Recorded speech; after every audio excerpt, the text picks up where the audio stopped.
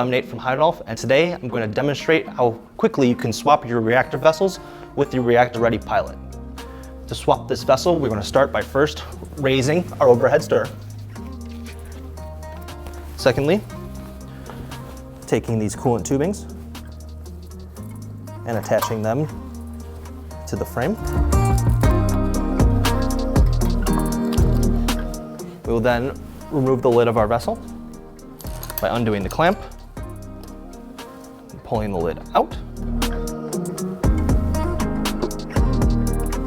taking off the seal, and finally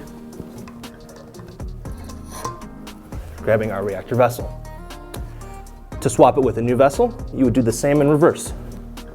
Vessel in, seal, top, clamp, circulator tubes, and lastly, realigning your overhead stirrer. Thank you for watching this video. That is how you can quickly swap your reactor vessels using the Reactor Ready pilot system.